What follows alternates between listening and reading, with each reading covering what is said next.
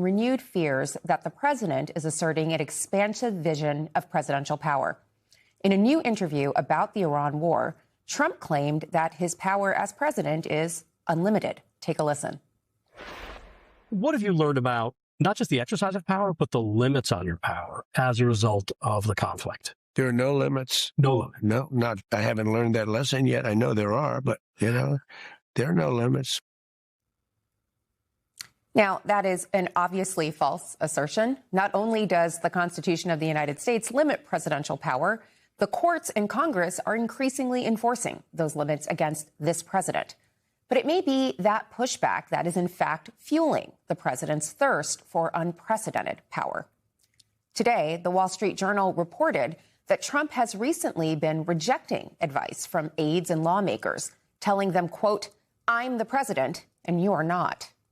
In a new book, the New York Times reporters Maggie Haberman and Jonathan Swan reveal that Trump once compared himself to a series of powerful figures from history. According to the report, he rattled off names: Napoleon, Hitler, Mao, Stalin. Those leaders, Mr. Trump said, maintained power through fear. Trump then reportedly posed what observers took to be a rhetorical question, musing, quote, "Who would ever do a thing like that, right?" According to the Times, following a June 2025 strike on a nuclear enrichment site in Iran, the president crowed that the strike had completely, quote, "obliterated" Iran's nuclear capabilities. When Vice President J.D. Vance proposed describing the strike in more muted terms, the president was not happy. Quote, Trump told one associate, "Everyone needs to say effing obliterated. That's the word. Everyone just needs to copy what I say. Obliterated, obliterated." When, in an interview, Vance failed to use the word obliterated, Trump reportedly grew angry. Vance then changed his tune. Check out these two interviews just one day apart. Have those facilities been obliterated? Well, John, severely damaged versus obliterated, I'm not exactly sure what the difference is. What we know is that their nuclear program back substantially. We have obliterated the Iranian nuclear program, obliterated the Iranian nuclear program. Their nuclear program has been obliterated, as I said before. That is the obliteration of their nuclear program, which is why the president, I think, rightly is using that term. Seems like he got on message. And that's where we start tonight. Trump is on the defense over Iran. He is plunging in the polls, and he is fuming, grasping for power at a time when it appears to be slipping away. Joining me now to discuss is Tara Palmieri, longtime journalist, formerly with Politico, and host of the Tara Palmieri Show, and author of the Red Letter Substack. Tara, the president is claiming unlimited power. This is not the first time he's offered a muscular vision of presidential power, but what do you make of this claim in this moment? Clearly, he doesn't understand his role as a civil servant, right? And I think, if anything, we saw the extent of his power with the war in Iran and the fact that he was not able to get the outcome that he would have wanted. I mean, 2 of the 14 points in that deal are actually in favor of the United States, and they barely are. He's clearly in legacy mode right now. He's not concerned about his own party. He doesn't really care what happens in the midterms, even though there's a threat of impeachment, I guess another impeachment. So to him, he probably just thinks it's not a real exercise in holding his power to account because the last few have been unsuccessful. But I think what you're seeing is that the Republicans in Congress, especially those who have been defeated because he backed challengers in their primaries, they don't really care anymore. I mean, they're in a YOLO phase, you could say, and they're willing to defy his leadership. Also, he is a lame duck president. And so whether he likes it or not, these people, they don't need him anymore. And so who knows? Well, Tara, it's a great point. He's a lame duck president, perhaps focused on legacy, but he's also seeming to move into a new phase. Like, what do you make of him telling aides and lawmakers that I'm the president and you're not? I mean, is that about legacy or is it about something else? I think Trump has always been this way. He's always been indignant. He's never really valued anyone else's opinion unless he's pitting people against each other and he enjoys watching the fight. He's always seen his staff as purely staff. He thinks he is the smartest person in the room. I think that's pretty clear. But I think as he gets older, as we've seen, people tend to become, as they say, more set in their ways, right? And you're probably seeing a manifestation of that with arguably the most powerful man in the world. And he's obviously high on that power right now, as you can see. Is this a dangerous moment for the country, certainly in global affairs, but even domestically? We have a president who's comparing himself to Mao, Hitler, and Stalin. These are famous autocrats. At a time when democratic institutions seem to be fragile, should we be worried about the president comparing himself to these figures and asserting this very muscular vision of executive power? I mean, power that's unchecked is absolutely an issue, especially in a democratic system. We hope that the processes, the checks and balances will actually check his power. I mean, hopefully Congress now will, the Republican members will see less of a threat to their position. I mean, they've been pretty much cowards until this point, but some of them no longer, needing to keep him on their good side. They might just side with Democrats. We'll have to see what happens.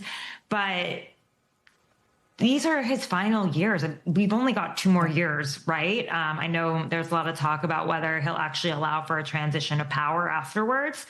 But I would think that his Republican colleagues would make that less likely. This is...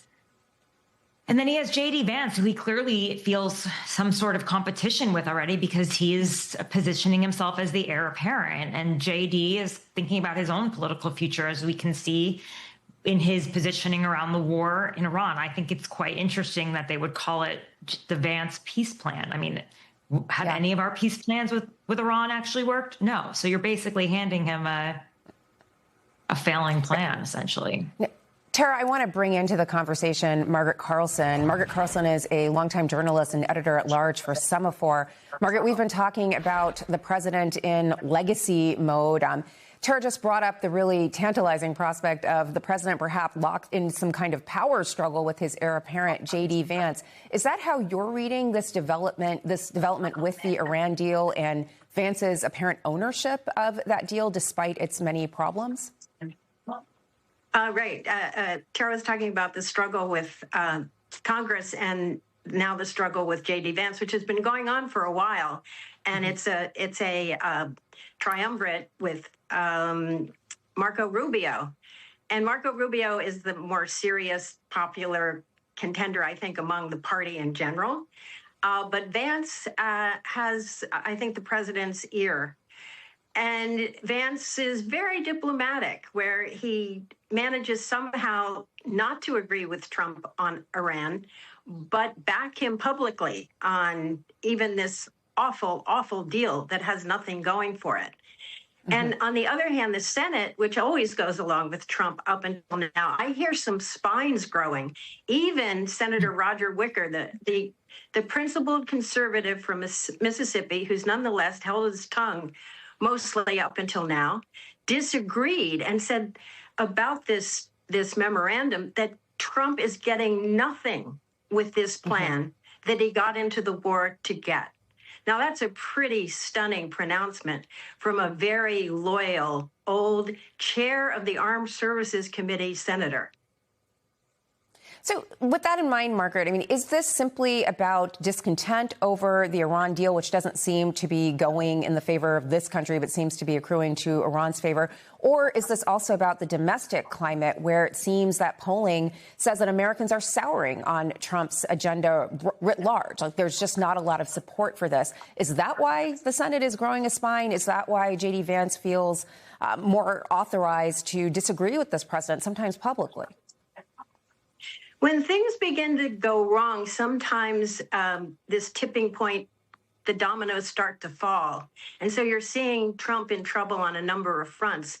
He really enraged the Senate when he decided to keep Pulte in place instead of bringing in a somewhat normal intelligence chief.